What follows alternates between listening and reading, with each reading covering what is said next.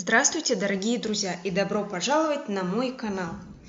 Сегодня у нас очередной урок крымско-татарского языка, и тема данного урока – отрицательные формы глаголов и имен. Итак, первое. Отрицание и спряжение глаголов в настоящем общем времени выражается последовательным присоединением к основам глаголов аффиксов «ма» и «ме». Например, такие глаголы, как «охумах», «ве», «беклемек» – «читать» и «ждать». И обратите внимание, я также написала слова латиницей по вашим просьбам. Например, «охумах» – это неопределенная форма «читать». Если вы хотите сказать «читай», то «оху» – это «читай». И вот к слову «оху» нужно добавить окончание «ма» – «охума». Или же из неопределенной формы просто убрать окончание «х». А во втором слове окончание «к». Но должно быть, чтобы аффиксы были «ма» или «ме».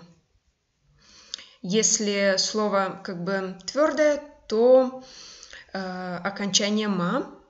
Если же слоги мягкие, как вот во втором слове «беклеме», то окончание «ме». Здесь вот получается «охума» – не читай, «беклеме» – не жди, потому что «бекле» – это жди. Просто к «бекле» мы добавляем окончание «ме», и так получается отрицание. «Беклеме» – не жди. Следующее. Отрицание глаголов в простом прошедшем времени. Оно выражается присоединением к основам аффиксов «ма» и «ме», временных аффиксов «ды» и «ди». Просто нужно добавить к аффиксам «ма» и «ме» окончание «ды». Например, я выбрала те же самые глаголы, как «охумах» и «беклемек». И вы знаете, что не «читай» – это будет «охума». И просто к «охума» нужно добавить окончание «ды». И во втором слове «ди».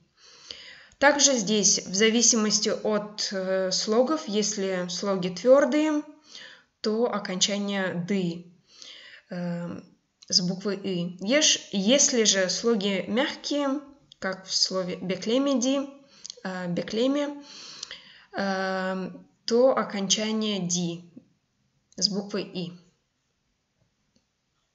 Надеюсь, это было понятно. И последнее. Отрицание дегиль – не. Отрицание дегиль ставится после модальных глаголов. Также отрицаемых имен существительных, прилагательных и наречий. Например, миселя. Будь терек балабан дегиль. Это дерево небольшое. Например, в русском языке частичка «не» ставится перед словом.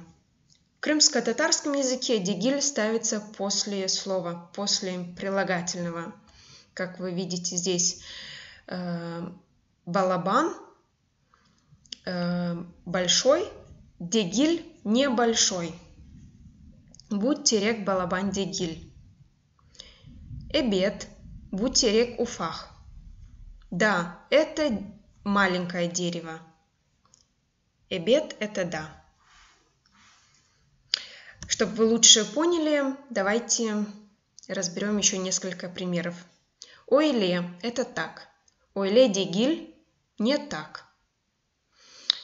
Ярамай дегиль. Ярамай – это плохой, и дегиль – это не.